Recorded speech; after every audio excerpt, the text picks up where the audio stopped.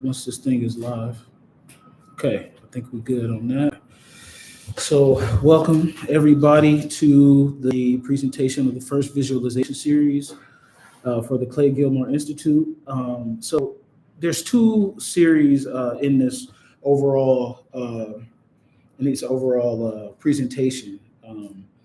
And the real goal, I think, of the visualization is to demonstrate a technologization of security practices that I understand to be counterinsurgency. So, what's the philosophical grounding for these visualizations and the institute itself? It's in a synthesis. So, I wrote a paper for Global Philosophy and Affairs that'll be out this summer. And what it tried to do is synthesize Leonard Harris's philosophy of necro-being with a minor premise from my dissertation that's going to be a major premise of another argument. That minor premise is the racism is warfare thesis. So in that paper, what I did is take this claim and try to blend it. Leonard Harris doesn't think you can make causal explanations about racism or racist violence. His framework is an attenuated, correlative type of thing. He wants to depict these things.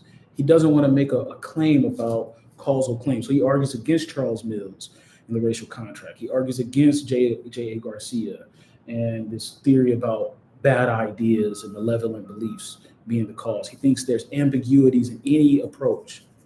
And so to get away from that, he just wants to show correlations. He calls it an actuarial method. So he wants to use empirical data to just show the relationships and the correlations between early death, the imposition of negative social value, and racialized populations.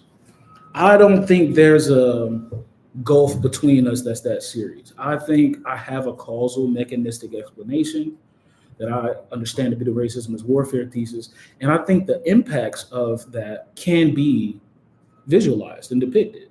So in that paper, I made this argument. So these visualizations come out of that synthesis. So the first one is focused on analog forms of violence, particularly killing. So when you look at these patterns, I tried to not limit it to the US on purpose. So we start with Sao Paulo in Brazil. And you can see that Black Brazilians, who are about 37% of the population, are almost 70% of those killed by police. But with this causal mechanistic claim, the racism of warfare thesis is going to say that the primary targets of racist violence are outgroup males, right? Not females. I think that's in line with the data I've been able to collate. So importantly, there's this transposition of military logic. I think through the history of counterinsurgency, you see what we consider to be policing part of warfare in other terrain and other geographies. We might call it security and policing internally, but I think there's a logos or logik of an internal enemy, an internal type of warfare taking place. Now, the second one is going to show, let me go in on this a little bit, see if I can, not that much. So the second one is going to show these figures that come from GPS tagging and the demographics who are GPS tagged in London, right? So there's different geographies, but there's the same logic, right? Black populations are the majority of those targeted with GPS tagging. So even in non-lethal cases, it's all males, not even just Black males. All males are the ones who are tagged, it seems, like over 98%. But when it comes to Black people, it's really, really focused on them.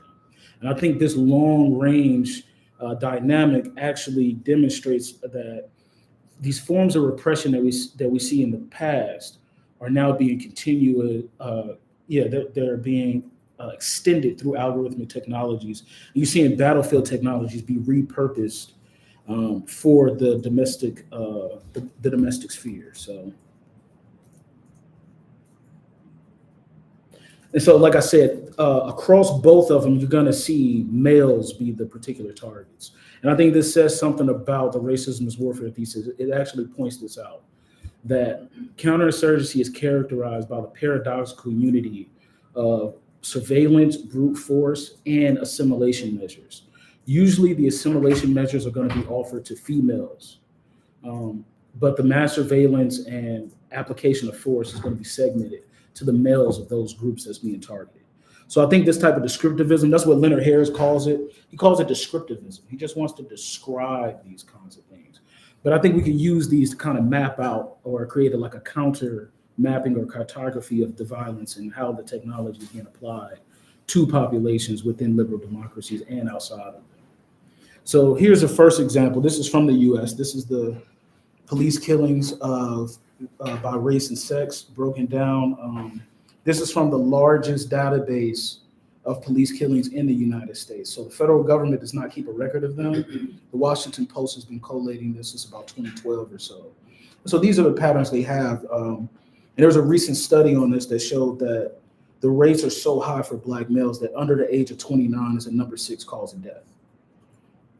But as you can see, it's not limited to the United States, right? So even in Sao Paulo, you see the same kinds of patterns of violence, right? Overwhelmingly male, but also segmented on the Black population.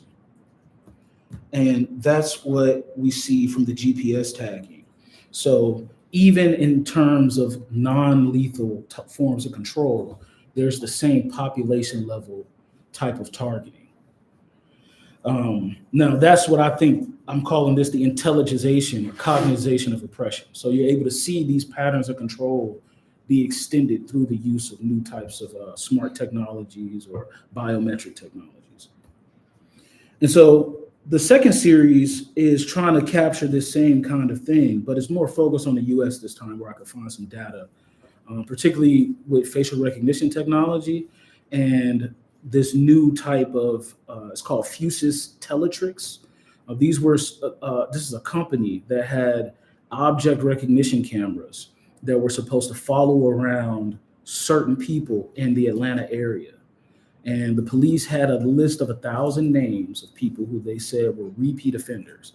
And this is why they needed to use these new cameras. So again, I think you're going to see with the data from Atlanta and Detroit, which is the second one. So Detroit is the oldest facial recognition program in the United States.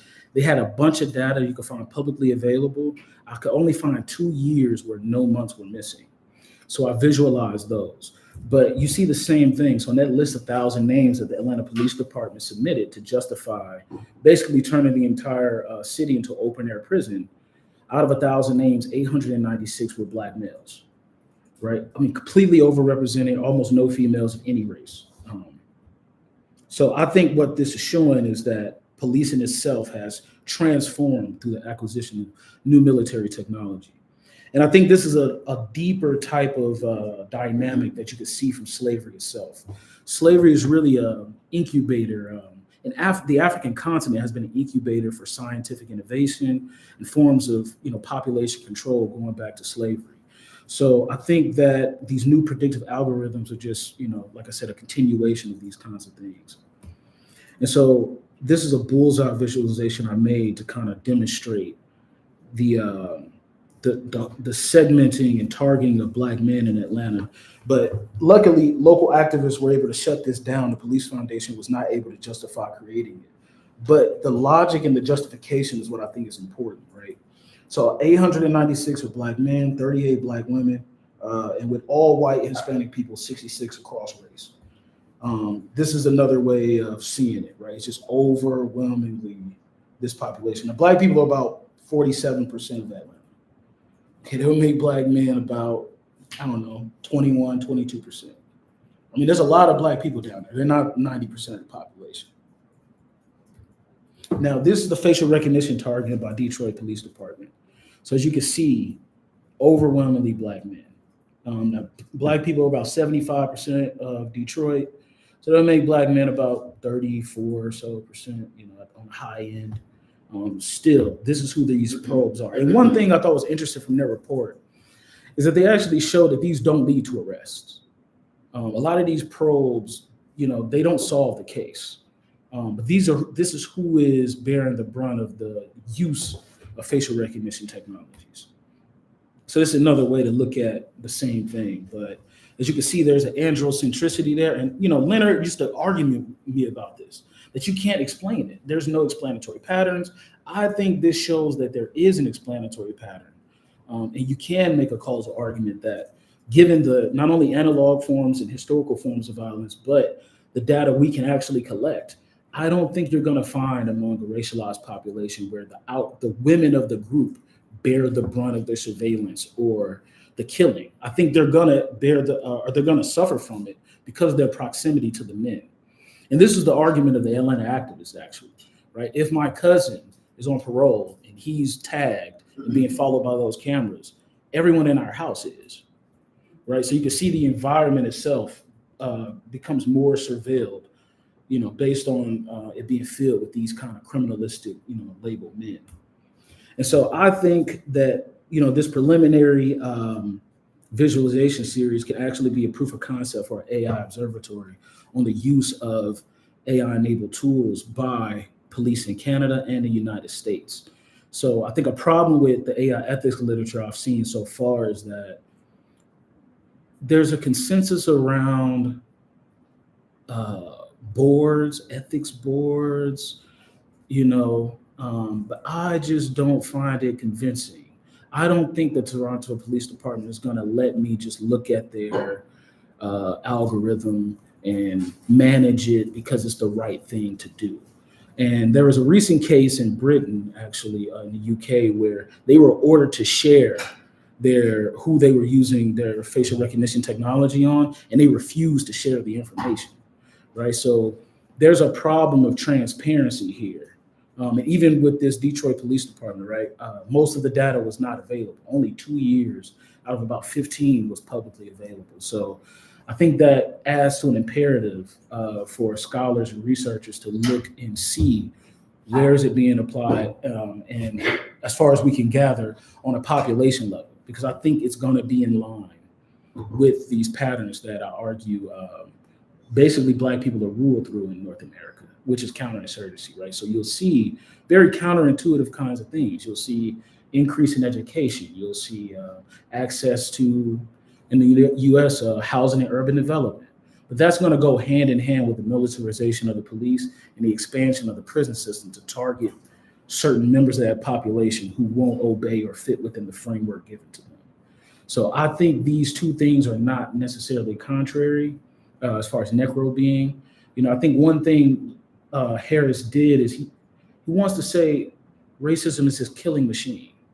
But I think that's a half-starved approach if you can't give me a mechanistic account of how X leads to Y. I think I can give an account of how X leads to Y. And I think these, can help do that, produced on a bigger scale, getting more data. I think we'll be able to investigate these at a higher level. So those are the two, and I'm open to any questions you all have.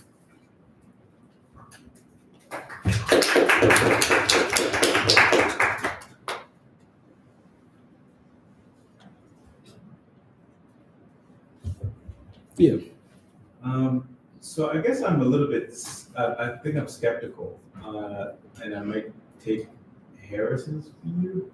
Okay. And my skepticism is about the cause, whether these demonstrate a causal relation. Like whether, for example, this information demonstrates a causal relation between androcentrism and racism, and this data. I mean, like in order to, I'm not a philosophy of science guy, so I'm a little bit out of my depth here. So, but I'm gonna my sense is like, in order to prove that something like androcentrism or racism was a cause of this disparity, you need to first prove that the kind of rates of criminality are themselves more or less equal across, for example, across races and across sexes. And so if it isn't the case that, say it's the case that Black men are more in America or and elsewhere are more prone to violent crime, then it's not clear that the fact that they are targeted as repeat offenders is evidence of racism. Now that's something that a conservative would say and then stop the conversation there. There's of course more to say, which is that like if it is the case that Black men are more likely to violent crime, you can give a causal account in which racism is part of the story. Yeah. And so, yeah, it's just not, but it's not clear to me that this data in and of itself proves racism or androcentrism. Yeah, maybe I don't think it does by itself. So in that paper where I synthesized this, I pulled off a social dominance theory. So, and this is like the most empirically tested account of intergroup conflict in the social science literature. And what they find is that whether it's Israel and Palestinians, people in South America, people in North America, there's evolutionary psychological underpinnings for these types of patterns. So what we think of as racism, what they've shown is that generally speaking, the primary targets are males. So they've gone through and did observational studies and looked at lynching in the United States. 88% of those victims were males. You've seen the patterns of police killings in the United States. Any given year from that same database, the males of any race, it's over 95%, right? And they attribute this to parental investment theory and some of the work of Robert Trivers. Why males are usually the perpetrators of the violence and the targets. So I think that's the real rub, right? Now, as far as Black people's criminality, I think the history of policing in the U.S. makes it to where it's impossible for us to find out what the objective criminal behavior is because they're over-policed, right? So this is the problem with the other type of place-based or predictive algorithms that the police use.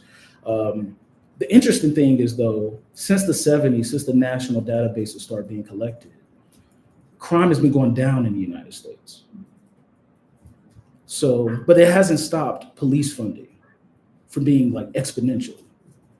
And when they get funding, and Broken Windows was a good example of this, they will just go where Black people are, which leads to arrest. Do the arrest lead to convictions? They don't keep the data. They just keep the arrest data. Should those people have been stopped anyway? It's an open question. So yeah, I think these type of deep correlates, I think that counterinsurgency explains this. Like, we think of policing as like, I think a domestic thing, because the police could help you like get your dog or unlock the car for your kid, and they have civil functions. But this is not really distant from like what a U.S. Marine is doing in Afghanistan when they're patrolling. They're giving out candy. They're not only there to kill people. The interesting part about counterinsurgency is called armed social work sometimes. Like some people consider it that way. You're supposed to provide for the people as well.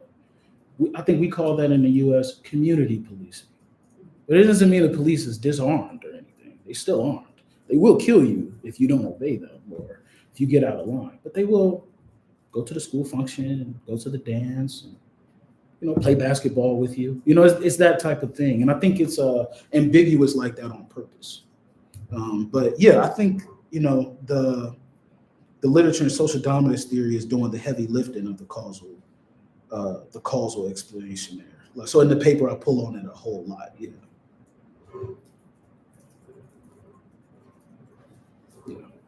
Have you looked at all of the data in Canada? No. I think there is some projects on at Carleton University, and even the government tries to release data, or at least maybe it's not the government, maybe the CDC, journalistic news agency. But then I think Carleton University also has a project on tracking police deaths in Canada and a bunch of demographics, including race. And not surprisingly, I was trying to look it up again. It's very high for Indigenous and Black populations in Canada. I actually have something on that. So I wrote about this when I was in grad school, but the Toronto Police Service in 2020 did human rights reviews, and I tried to visualize the findings, and they actually provided bar graphs, but it's actually in line with the racism is warfare thesis. So part of another aspect of what the thesis is pulling on is a theory called Phallicism. And Phallicism is going to argue that Black males are not only, and other racialized males are not only the primary targets for death, but also sexual violation and rape by the dominant class. And what you see in that report is that Black men reported sexual violations by the police more than any other group for the year surveyed. about a 5-year period, right? Black men are about 7-8, or Black people are about 6-7% of the population, I think. If there's more, it's barely over 10 now. But this was in 2020, and the males, they broke it down on males and females. The males had the majority of the. They did 2 samplings. In the first sample, it was Black women. The second sample, it was Black men. And then overwhelmingly, the people who were killed were Black men as well. So I'll look into. I know Saskatchewan has some kind of database too. I was looking for it, but I don't think it's publicly available. But I'll look into one in Carleton College. But I could infer that it's in line with what we saw from the Toronto Police Service report as well. Yeah. The Canadian case raises again, I think it's like complexity, which is that like Black is doing a lot of heavy lifting in the Canadian context, insofar as it aggregates a whole bunch of different groups of people. So 95% of Black Canadians are economic immigrants, and most of us are first generation. And people are coming from all sorts of places, from the English-speaking Caribbean or Africa, et cetera, et cetera. And I think that if we were to, there was a problem in the 90s where there was a lot of police violence against Somalis in particular. And I think that the Canadian case would be interesting because I think that my suspicion would be that something like, if you were to disaggregate Black Canadians by the nation state where they had most recently come from, you'd find that there was more police violence towards, for example, Somalis than there are towards some other group, let's say Nigerians, just for example, I don't know. And that would be true for a bunch of different groups. And if that's the case, if there is these large disparities, it would seem like something like race isn't the primary causal explanatory device here. So like, if it was the case, I don't know if it's the case. I suspect that it's the case. Yeah. That there's more violence towards Somalis than there are towards Nigerians in Toronto, police violence. Then that would suggest that it's not simply racism, which is fueling police violence, but there's some other causal factor that needs to be taken into account. I'm not saying that racism isn't involved. Yeah. I'm sure it is. It's just that it could, the causal explanation couldn't be that the police are just simply more prone to killing, or maybe that's still part of the causal explanation. I don't even but you know what? I actually made so in the paper, I created like a conceptual DAG, but I pulled off of Clark Gilmore's token causation model for this reason. Okay. Because I think what I'm showing is deep correlations, you know, but counterinsurgency is a culturally specific kind of thing. So like the Australian state is going to manage its natives they're going to use similar tactics, but it's not going to look the exact same way as West Canada. It's not. There'll be very similar categories. They might even use the same tropes like crime, the men are rapists, the men are criminalistic, but the way that actually looks, it is culturally particular, you know? So in that way, counterinsurgency is not meant to be a kind of static kind of cutout thing, because like, like I said, like, you know, what happens in Brazil is going to look different. I think the same agencies are going to be involved. I think the same population patterns are going to be affected. But I think, you know, like the case you're bringing up, there could be different ethnic imbalances, different ethnic emphases. And I think this all says something about the particular context it's in. You know, I think a lot of that needs to be filled in, but that is where Leonard Harris's worry is, right? That he thinks the fact I have to make those is just a non-starter. The fact if you have to qualify it at all, I don't think it's that simple.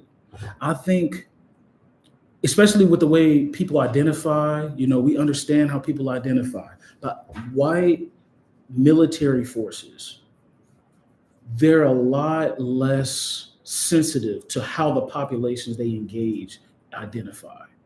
So, like one good example is like the bombing of South Korea. You'll see like weeks and weeks of bombs imposed on this country because the people who are fighting against them understand them to be non-white. But the same, or another group like in Siberia, or the genocide that happened in Czechoslovakia, they won't bomb. They refused to bomb that population because the United States understood those to be European populations, and they just are not treated with a certain level of force. So it's that historical sensitivity even goes back to the Irish. So like when the British did their counterinsurgency on the Irish, you had the same people who was doing their counterinsurgency in Kenya, in Ireland, doing the same things. The public wouldn't allow it. Like that's what makes counterinsurgency kind of unique. The public is involved. This is how liberal democracies wage war. Autocracies don't seek to get consensus of the ruled. There's an idea in Western society in the social contract tradition that just governments rule through the consent of the governed. That's not the case in old Rome. It's not the case in the old world. But after the French Revolution, there's a particular way of dealing with populations that they need to be socially engineered for consent. And that doesn't mean killing everybody. Some people are going to take what you give them. It means killing the people who won't obey. They call them irreconcilables sometimes, right? People you can't get them to buy into the system you're giving them. They have to be eliminated. And that's where prisons become real important too. Because instead of getting body counts and killing people, we just detained them. So it makes it look a little clean, more humane. You get this rush toward precision. So when we do apply force, we didn't bomb everybody. We used a drone with precision-guided robots, right? That's humanistic. That's democratic. So it's a very type of, but like the way the U.S. would justify that is different than the way the U.K. would do it. The laws they appeal to, the kind of common sense reasoning they'll appeal to, it'll be like culturally particular. But I found that Toronto report, and y'all can look at it. So like they made this one right here. So these were the special investigation unit, people who made complaints. And they have another one about the sexual assault investigation rate. So that was the first one. Right, but as you can see, the rates for white females was the same as black males in this one. And then in the second one they did, the second sample, it was overwhelmingly black males. And these like high rates of sexual violence by officials, this is something that the racism warfare thesis would pull on and say like, look, this is part of Phallicism. Across colonial geographies, men are demonized and killed, but they're also sexually violated. Yeah. I wonder if the real target is to demonstrate the causal mechanisms here. So you could just say, like inference to the best explanation, like what is it that best explains all this correlation? Right. And then you can say the real thing is racism. That's what you want to demonstrate. So then the way that you make the argument would be to sort of try to rule out alternative explanations, such as the case of Somalia, Nigeria, what would explain that? So that would be, you can almost like bypass some of the metaphysical issues with causation. Yeah. By just saying like, what is the hidden variable that explains the pattern of that? Yeah. I think so. I mean, to me, it's not a metaphysical question. I think the evidence is there. I just think the evidence is there. I think in every case of intergroup conflict between dominant groups and subordinate groups, the dominant groups target the males. They say they're bigger, they're more dangerous, they represent a threat to society. They call them military-age males, and then they stop them from immigrating to their country like Canada did with the Syrian refugees. They only approve the women. I found out recently the same gender type of thing happens with Ethiopian populations here, where the men are just not approved to come to the country. They're just barred. And when they are in it, they're more likely to be criminalized. They're more likely to be targeted. And I think that's just in line with how even slavery itself. I mean, many people don't know this, but like slavery in the Western Hemisphere was like overwhelmingly male because of the nature of the work. They did not prefer females. So the prime slave was a African male between 15 and 30 years old. The worst sorts of violence in modernity, it seems like they justify this against males. Like even in Jamaica, there was a huge revolt, a failed revolt. That's a historian wrote a book about called Tacky's Revolt. And when they were caught, there were many women involved. None of the women were deported. They branded all of them. They specifically castrated the men and deported them. The women are just not treated as threats in that way. It's an interesting thing. And I think it actually it comes more from a Western psychology. Like warfare is seen as something that takes place between men. It's not honorable to kill women. In jurisprudence, like the word civilian, it's etymologically related to women and children. So there's this idea that women just don't have what it takes to participate in war. I don't think it's right all the time. There's plenty of women who, commit all type of hostile acts. I think the Filipino War in the U.S. is another good example of this, where women would harbor insurgents, and when the U.S. Army would raid, they would just arrest the men. They just didn't see them as legitimate targets of force in that way. But I think, if like that example he gave, like we was to find that, I think that would be a good like case example, to go through and like look at, the ethnic differences, or if there are any geopolitical particulars that maybe could explain it. But I think the fact that if you would find that if it's still majority Black people, that would be in line with the thesis, because you see counterinsurgencies be more intense among Black populations. There's a certain tolerance for violence that the international community can stomach that, if the same thing happened in Switzerland, it wouldn't register the same way. Same types of violence just wouldn't register. If it was a non-Black population, It may sound esoteric. If you need me to explain more, I can. But it's a real thing. Like, particularly African populations, there's more violence that can be rationalized to be imposed on them than others. That was. I used to go back and forth with Leonard about this all the time. Like, he hates it. He hates it. He hates Charles Mills' theory. He doesn't think any type of institutional logic can explain, like, the racial contract. He thinks it's complete hogwash. But the problem with the rational intentional explanations, he thinks, is that it can explain institutions. Right? So the rational intentional people will say, well, it's just bad individuals. That explains racism. Well, what happens when it's institutional? But then the institutional people who lean on more of a Charles Mills type of like this global logic, right, that understands citizens to be normatively white and non-citizens to be Black. What do you say about individuals? There'll be individuals working in an institution with no intention to do anything negative to anyone. He thinks both ways they fail. So that's why he doesn't want to describe it at all. He just wants to lean on the actuarial method, just showing it. He thinks like this makes the argument by itself, just that. He would leave that there. I think that like the history of policing is counterinsurgency. I just think that's what it is. Yeah.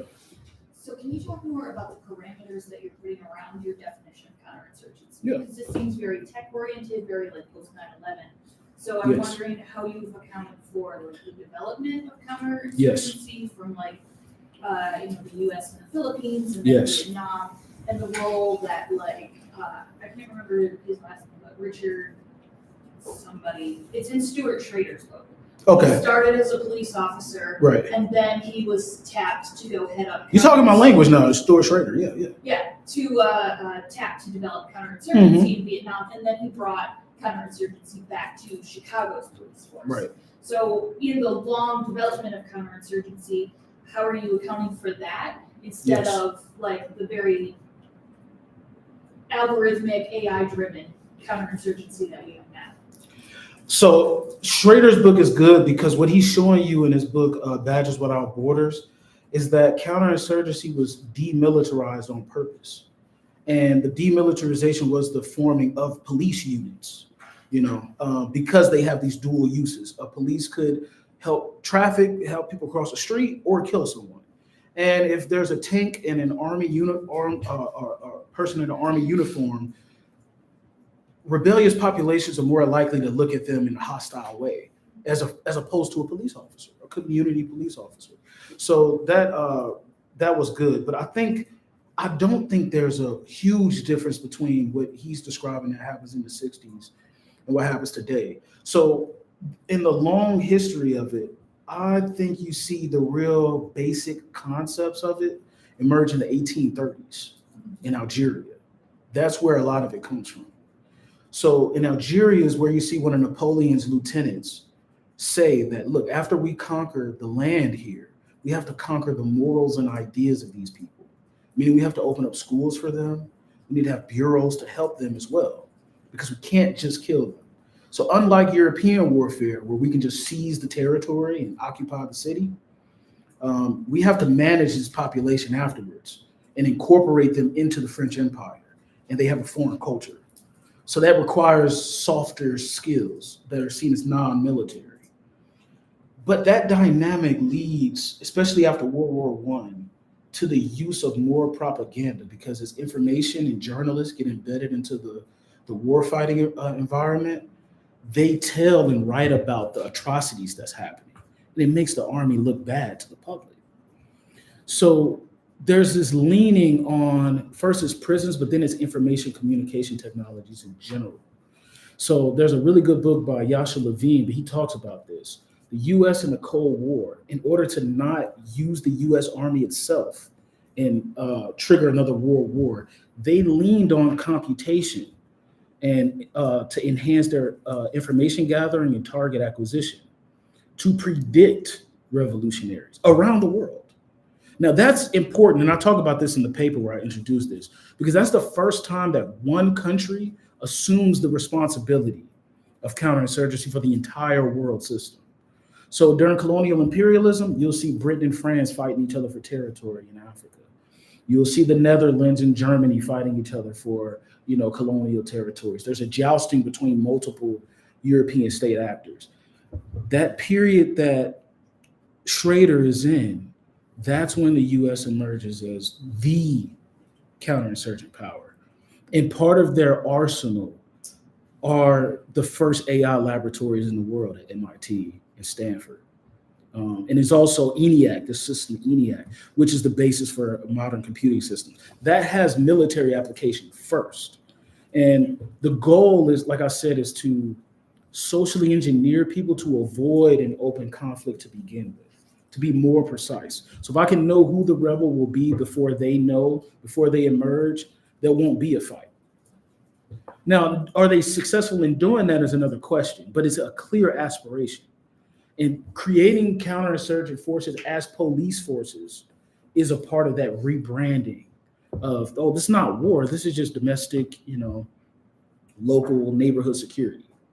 But this is not just limited to state. So I'll talk about this as well. You see non-state actors be funded by the US for this purpose. So the white power movement is a good example of this, especially in the 80s. They were sent on missions because the US Army could not be deployed, the president could not get approval from Congress.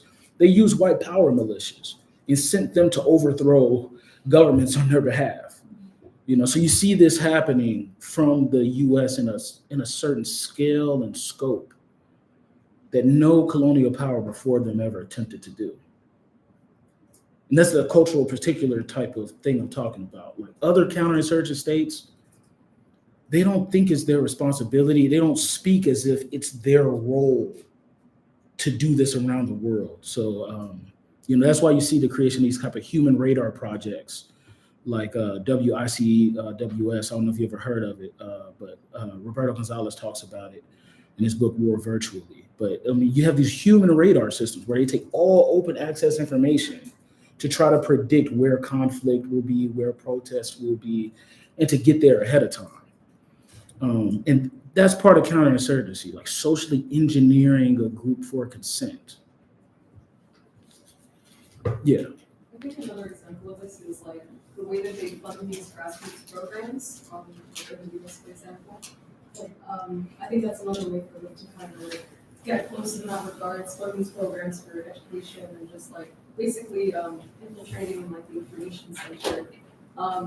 And then it also allows, like, it kind of keeps people quiet about the funding that they also provide, like across waters in terms of like funding that they put towards Africa and building certain programs and infrastructure in Africa. So yeah, like we think that, or like what it's supposed to be is like to think that they're doing a service when actually it just allows them for more like closer contact control, ensuring that nothing gets too radical in these centers. And then also like building a consensus of like, well, if the US is helping Black people in America, it means that they're probably going to be helping those people in Africa too. And it allows for them to like basically perform again, like forms of counterinsurgency there as well. Yeah, I mean, this is a quote from one of the guys in Algeria, Charles Richard.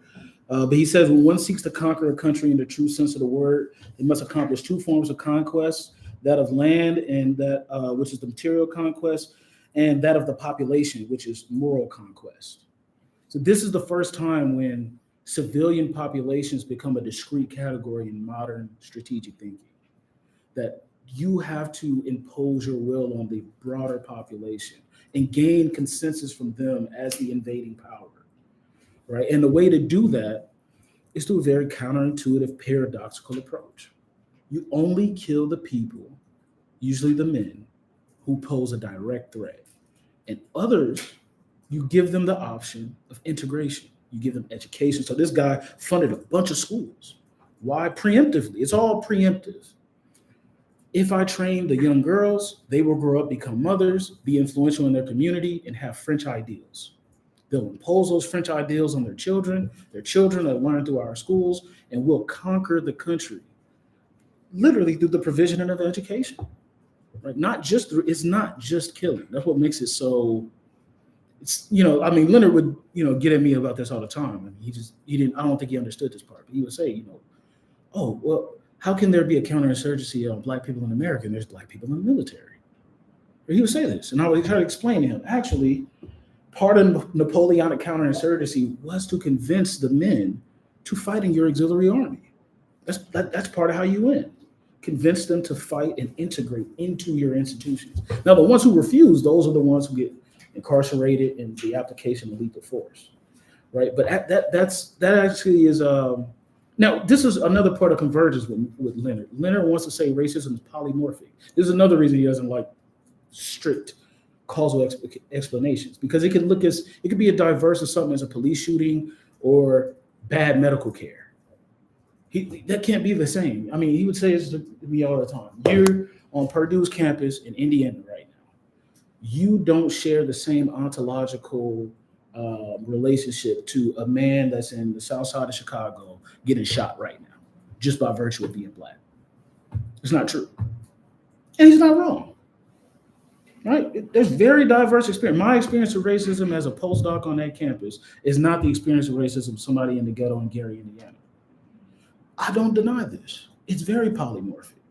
And that's part of counterinsurgency. It's very polymorphic. It doesn't look one way. It looks like French officers marrying into important families, learning Arabic culture, inviting their children to schools. It's that polymorphic. But it goes hand in hand, like what Schrader was saying, right? You want them to help be crossing guards, but you also want them to get information on the population to know who's going to be a problem, so we can snuff that person out ahead of time. So that type of predictive quality, I think that's what puts the purchase on these type of algorithmic tools, because they're predictive. So there's always been this aspiration to predict and control behavior that's now being manifested through the use and deployment of these kind of predictive tools.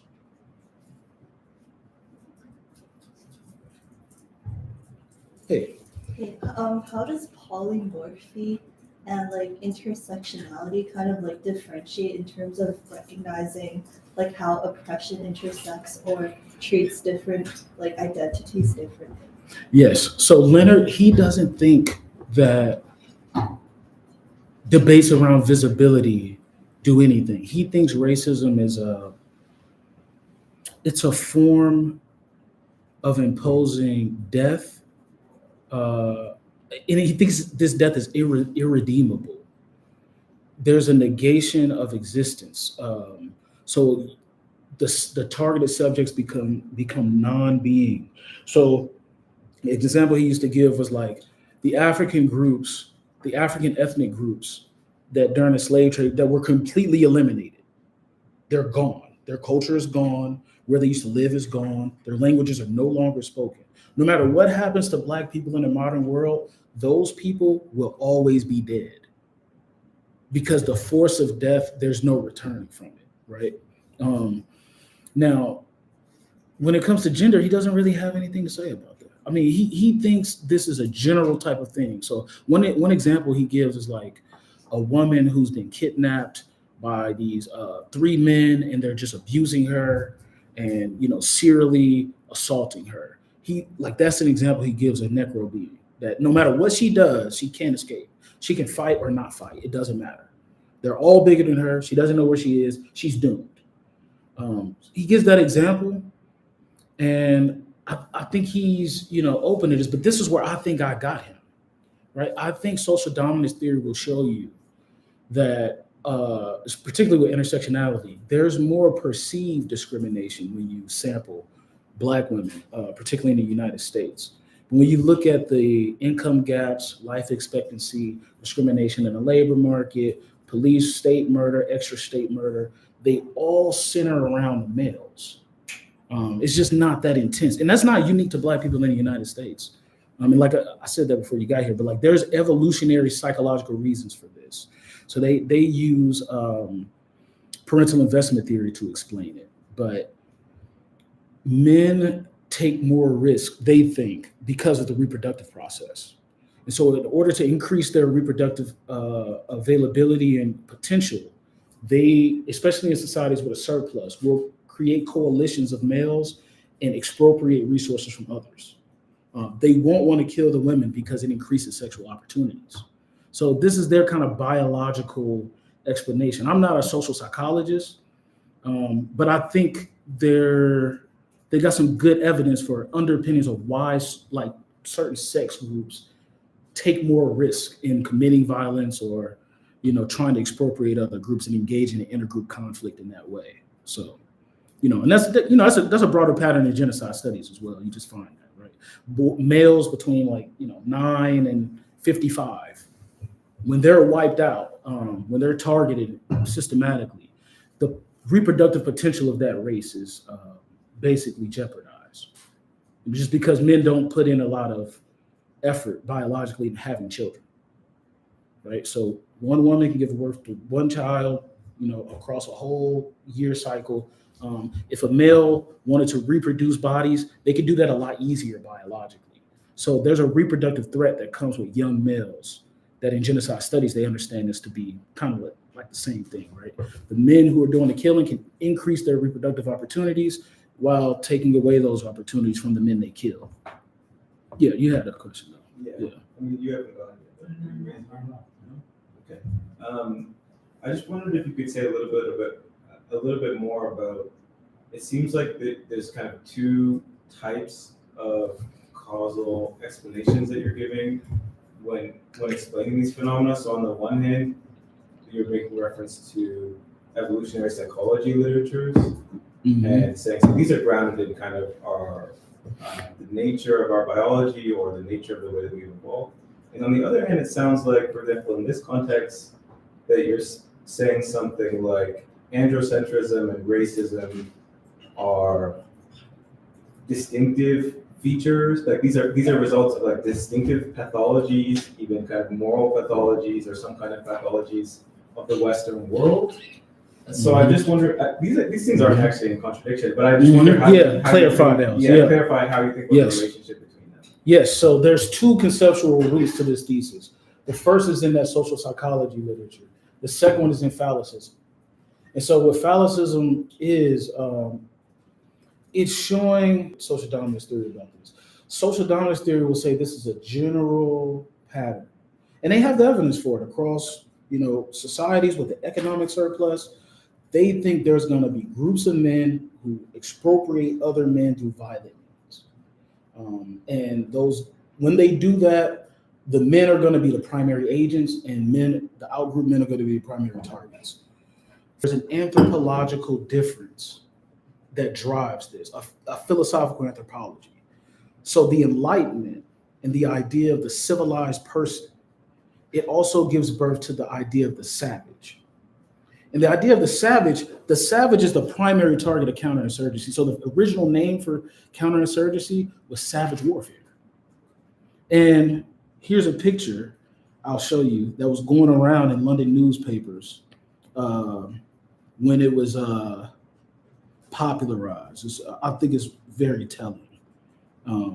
So this is the depiction of the archetypal enemy of savage warfare at the time that, this is in 1879. So remember, the earliest doctrinal formulation of this is 1830s or so. The British get it from the French and write the first manual. That's who they think the savage is. Right? When they understand, that's who they understand their target to be, an African male. Right? So that's something that social dominance theory can't tell you. That in the history of human science, certain groups are thought to have negative racial traits. And within that human science, those negative racial traits are thought to be most exemplified through men. This is why women can be educated. So we're going to open schools for them because they're more open to civilized ideas. This is the debate of the time. So before it's anthropology, there's a science called ethnology. So today you see a really tight link between social science and warfare and counterinsurgency. But back in the 1800s, you see the same link between ethnologists and colonial warfighters, where their theories about the racial traits and habits of their enemy inform the strategy used against them. So that's where, as a Black male studies scholar, I'm bringing that civilizational type of analysis there, because I don't think it's a general kind of thing that you can just read back to our ancestral environment. Yeah. Great, thanks. Yeah. Do you think there are forms of racism outside of counterinsurgency? I guess people can be racist out of obsession over curating or something, scapegoating. Would you say those are all different forms of racism as counterinsurgency? Would you say those are different kinds of racism? So you're thinking about eugenics type examples? Yeah, or people can scapegoat or some kind of psychological complex. Yeah, but see, so social dominance theory it's a general theory. They think that it's not just killing, negative social value. So they test negative stereotypes. When they ask white people, are Black people unintelligent, who do they have in mind? Not Black women. They're thinking about the men. So when they look at racial hate crimes, the targets are usually men. So I think it's general enough to try to include these interpersonal forms. It's a multi-level theory. So I didn't go through this earlier, but social dominance theory is not primarily concerned with racism. It's just general. In a society with a surplus, they say you have age-based systems, you have gender-based systems, and arbitrary set systems. In each of these systems, the dominant group has more positive social value and resources than the lower group. Older people usually have more power than younger people. Men usually have more power and social standing than women. But then there's arbitrary sets. Arbitrary sets could be anything you can imagine: eye color, height, religion, caste. It's not determined. But in those cases, whole groups are targeted for extermination. Killing takes place on a level that you'll never see in the other two, right? So no genocide in the history of mankind is the entire society of men trying to kill all the women. Why? Because it'll collapse the society.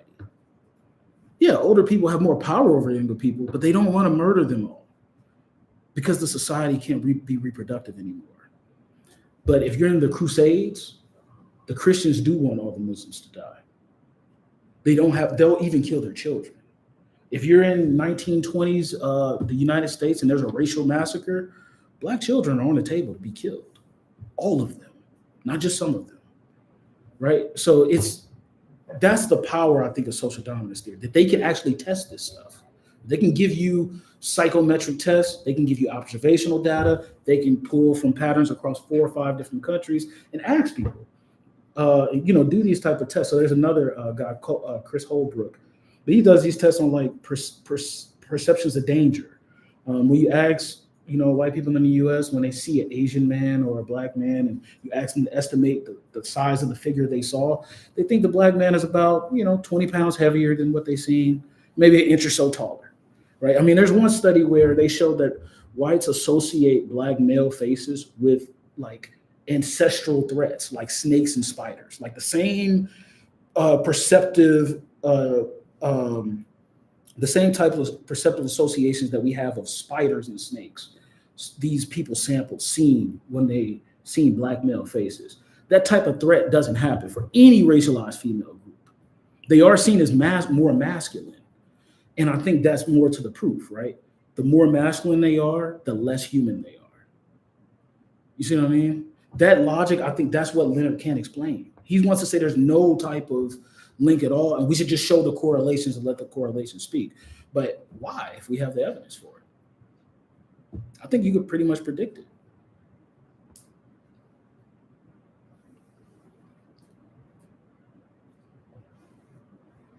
Yeah. I have a question about like your previous point on like men's like potential for violence and how like for women they should be educated.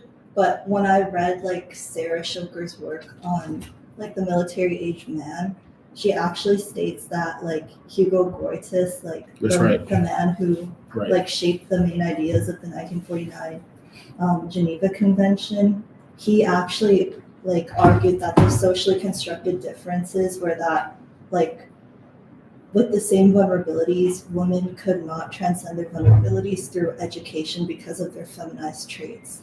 So then that's why like men can go through education and then they can overcome that and become like violent. And so that's why like in like warfare that makes the death of boys more legitimate in terms of like violence. So how does that fit in with what you said previously about? Right.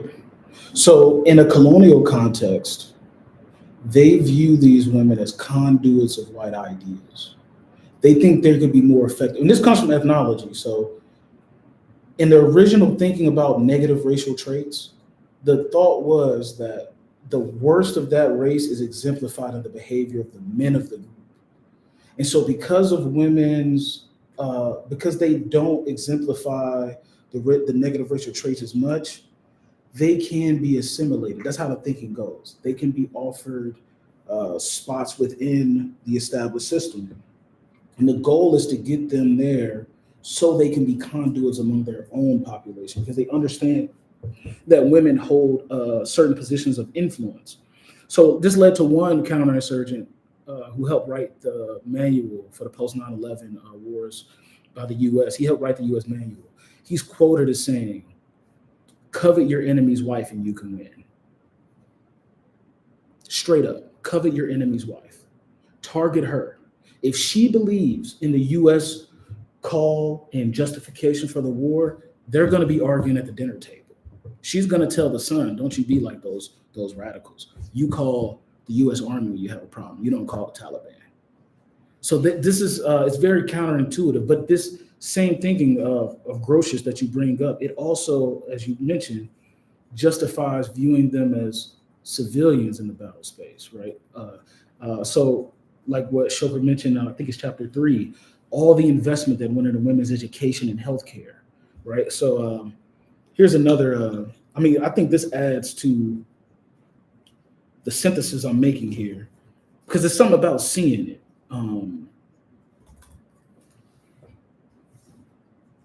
There's this really cool visualization that was made by this researcher, Jessica Pacwa. And what she showed is that the war on terror as a counterinsurgency was really framed as a liberation campaign for Afghan women. And, that might sound like whatever, but consider this. I was just showing this in class last week, actually. Consider this. Look at the mainstream news coverage about the condition of Afghan women and when it increases in the United States. So this is the volume of news reports from New York Times, Washington Post, huge mainstream news, right? But look at how right after 2001 attacks, what's covered in the news? The condition of Afghan women, right? And so the goal of these kinds of engagements is to co-opt these people, right? So and this is what makes counterinsurgency work different than like a conventional type of battle you think of like World War II and trench warfare. No, it's a state actor and there's a group of people. They don't have a state most times. They're trying to get one. And the white state that's involved has interest in establishing the institutions. They have to get the people to buy into those institutions. So if I set up an administration and you won't vote, what's the use of the administration? If you don't think it's legitimate, you won't participate in it. And historically, the thinking goes that we can convince the women of these groups. I mean, there's another, I don't know if you've ever heard of the Barber Fellowship at the University of Michigan. It was created by a guy who, a real rich journalist, and he said he created this fellowship to bring in women of color from Asia and Africa and have them educated at the university, because if we can educate their women, we can avoid wars with these people. This was started in 1917. You can look it up. It's still operating today. But this was actually used in the Philippines, right? So the University of Philippines have a bunch of female professors.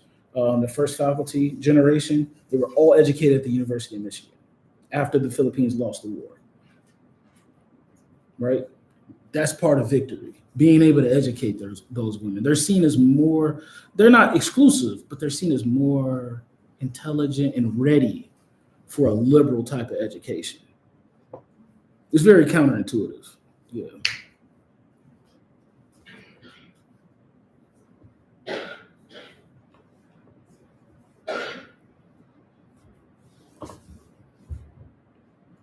I can ask a question. Yeah. You're talking about an AI observatory. What would that look like for you? I know there's an observatory in Canada. Okay. In Montreal, but I just look at their website and I didn't see I would imagine what you're envisioning might be different, basically. Yes. What I'm seeing, they're actually just like a funder of a bunch of projects out of MILA, which is like the machine intelligence. In Montreal, for those who don't know. Yeah. Yeah. So part of it, I think, is stuff like this, like where the data is available, seeing what the patterns of target acquisition are. Because I think the problem is AI is looked at as like a singular type of thing. So then you'll have debates about like technical fixes or balancing the algorithm and making sure the training data is, balanced enough and stuff like this. But I think once these are adapted within certain institutions, they're going to be deployed and applied in certain ways, right? That is in line with the character of those security institutions. So part of it would be stuff like this, trying to find out, okay, this agency is using it. Who is it targeting with it and when? But another aspect I'm interested in is mapping the spread of the technology, particularly from the US. So the major scandal that happened in Canada with facial recognition, came to find out that they was using Clearview, which is from the United States. I mean, this is in line with the racism is warfare thesis. I think the United States has a monopoly on military technology, and part of the fruits of that monopoly is modern computing.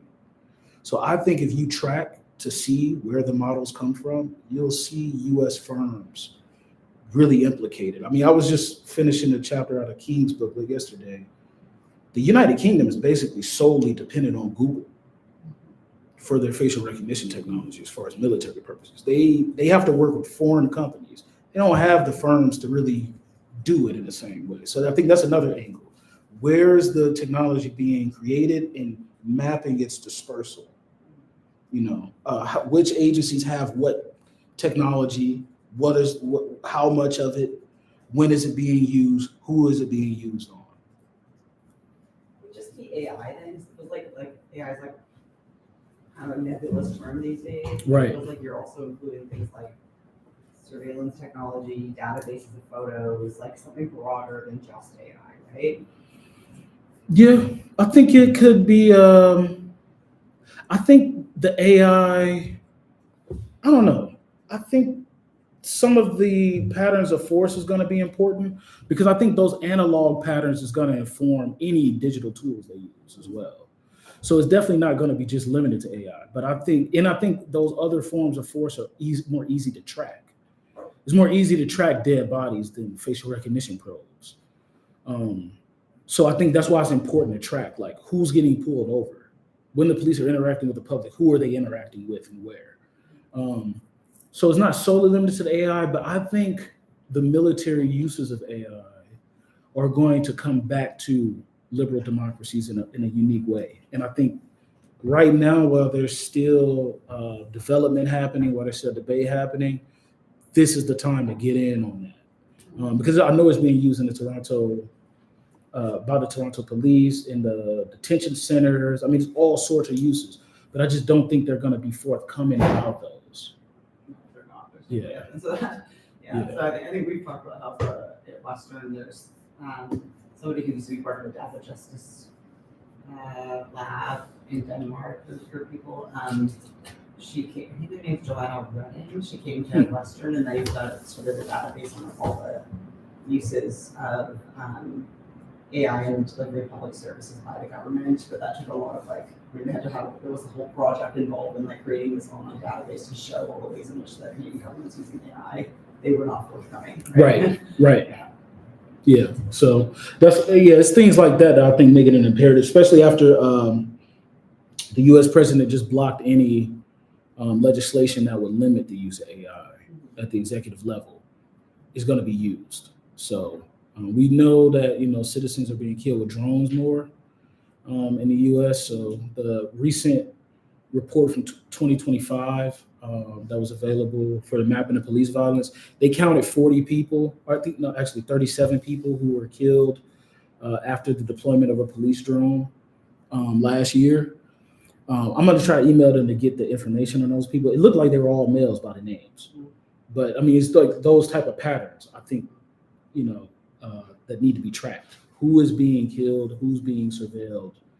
And is it even effective? Because a lot of this is the narrative is that this is going to make things more efficient. But the Detroit Police Department they were more forthcoming about the fact they listed whether or not the probe led to an arrest, and the lowest was 60-something%. They did not. So for those 2 years, with the most data available, they don't. It's like 50-50 at the best. So I think there's an opportunity to poke holes in that. And I think this is how a lot of military technology is also used. So aerial bombardment was also justified in the same way. Prisons were justified in the same way. They're non-lethal. They'll be more effective without making the government look bad. Bombs are supposed to be so catastrophic that people will just quit right away. And if we just create this, it'll be the end of all wars. And they're selling, I think, police are branding AI like this too. Pre-crime, we'll get ahead of crime, and crime will be down because we'll put officers in the area ahead of time. It just doesn't seem to be borne out by the facts so far. So, and crime was going down anyway. So, I mean, that's another thing. I mean, when they do in the AI space, when they do talk about it, like I read Kurzweil recently, he views that as a positive aspect of broken windows policing, which is basically predictive policing without the algorithms. Just go in the areas where you think people are going to commit crimes and just stop people. So, I don't know. Yeah, I don't know. He thinks this is a positive quality. This is proof that predictive AI works because we have all these national databases starting in the 60s. We've been keeping crime data, and crime has been going down. I don't know. I think it's a shaky correlation, but I mean, it could be many reasons that crime is going down. It could be improved collection methods. It could be environmental. I mean, I don't really know. He seems convinced that that's what it is. So. Any other questions? No? Oh, yeah. I would invert the logic. I would say it is a legacy of broken windows policing because people might there might be a greater social cost for committing crime in the community because you're the reason we incur such suffering. Mm. You know, and it could be a sort of a self-renunciation of like any sort of social criminal element in society, where it's like Yeah. people are more so like most anti-crime people are people who are like been touched by those school programs and communities where crimes do happen. So I'm the anti-criminal crusader. I'm one of the good ones. I come from a crime place, and actually it is great when the police come and stomp heads, you know? So it's like that sort of social inculcation onto oneself of like, if I don't stop this within my own environment, the people who come to stop this will keep beating on us all. Yeah. You know? Yeah, maybe. You know, it's interesting too. Like the most violent forms of crime are the ones that have gone down the most too, and that's what makes the news. But that's what's been going down consistently for like 50 years now. Murders in particular, they like peaked in the U.S. in the 90s, and they've been going down since. So I don't know. I think it's there's a lot of open factors to it, but I think the problem is that the adaptation of AI.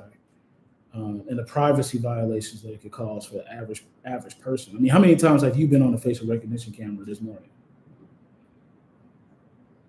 If that's to help criminals, I mean, I use this example with the NSA sometimes. So the NSA had a program called PRISM in the United States. It collected everybody's data, watched everybody's telecommunications information for like 15 years, collected everything. They claimed they successfully stopped one terrorist attack that was supposed to happen in New York City on the subway. Let's say that's true. That program was ended in 2018.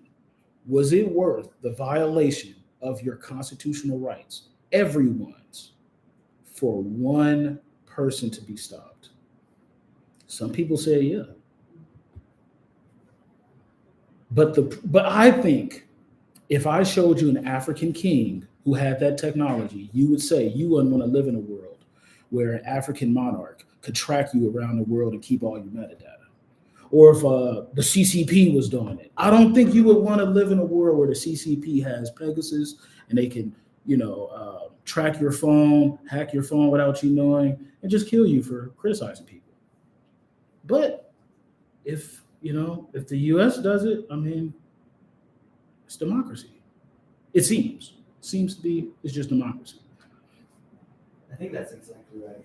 That's exactly what people point to with the CCP. That's like, how would you want to live there? Right. So authoritarian, without realizing, or like maybe with full recognition that is happening to them. Yeah, have you heard of Abu Zubaydah before? He's one of the longest held prisoners in the war on terrorism. He was accused to be the third in command and a friend of Osama bin Laden. He knew him and hated him. They were never friends. He's never been charged with a crime. He was held 20 years. He just got out like a year and a half ago. When he was in Guantanamo Bay, it was illegal for him to talk to his lawyers, okay? So he would write sketches to demonstrate to his lawyer what was happening to him. And some of these I actually have, because he put them in his book. And you can see like the torture tactics used on this person that we know now is innocent. I mean, there's never anything proven against him. I know you had a question, Ray. I know that. I'm gonna pull this up real quick. You can go ahead if you want to. Let me just pull this up for you real quick. Yeah. I was just thinking about like possible limitations, because like, for example, we kind of know like a lot of people have very like fascistic thinking. So it's like, even if you show them these these proofs that hey, like there is something happening here, how do you actually break through? Because it might be something that they see as like positive. It's like, well, that's great. You know? I was gonna you beat me to that. So that's the thing with visualizations, right? Yeah. Some people are gonna see these patterns and say that's good. That Black people are inferior and they're violent and they should be targeted preemptively. This was one of the visualizations he shared. This is one of the drawings he shared with his lawyer. Here's another one where he was describing a waterboarding technique that was used on him. Yeah, that's it. And yeah, I was gonna say, like, I think one of the ways is to kind of show like a counterbalance. It's like again, we talk about criminality so much and criminality coming from like Black people supposedly, but there's been a long history of criminality amongst like maybe not really like the counter population, but just to say like through colonial history, like there's been a lot of criminality that's happening. Oh yeah, and they would put him in a coffin, stand it up. They got this from the Confederate Army. This was a torture tactic they would use against runaway slaves. They would lock them in coffins alive. Apparently, the CIA remembered that and was using it against people in the war on terrorism. So, I mean, that's why I was talking about like those plantation practices. I think they've influenced how certain agencies go about managing the threat that they perceive. So, and again, like, you know, this person was not proven to be, convicted of anything. So, but I think those type of predictive logics and approaches to this, again, prison was framed as like humanistic because it's not killing people. So instead of Napoleon going through and just murdering everybody, we'll just arrest certain people. But that leads to a certain scale of rendition, you know. And this is another thing I would love to do with this observatory. I would love to look at not just AI.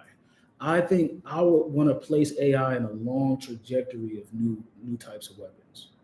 So I think there's a special relationship between the use of information technologies and the practice of counterinsurgency. They condition each other in this interesting kind of way. But new weaponry in general. So that picture of the Savage I showed y'all from 1879, that was used to justify the use of hollow tip bullets for the first time in warfare. Well, they were illegal to use against whites, only against savages, to kill them more effectively. It was the same thing with aerial bombardment. So the first aerial bombardment in human history happened in Libya, right? And then it's justified for use in white countries. And even in white countries, they don't bomb capital cities. They bomb where the working classes of immigrants live, who are more likely to be darker people. It's very, very particular, but you see this with every new phase. So when mass detention becomes a really widespread use in the 50s, all of a sudden you see the same kind of thing being built in the US in the 60s. And who does it target? It becomes a social program of how to manage certain people. And so if you get out of line, if you're willing to use violence against the state, you have to be detained. So instead of the police just killing those people, well, it's more humane. It's democratic. They still have rights. They get to go to court. It's not complete tyranny in that way. I think that's what Sarah Shoger's book showed too, right? There's an appeal to democracy in using these types of violence and control. He had his day in court, they'd say. So it's not just brute tyranny. And yeah, that's the last one. So it's been great talking with y'all. I hope you got something from it, and thanks for your questions. Thank you.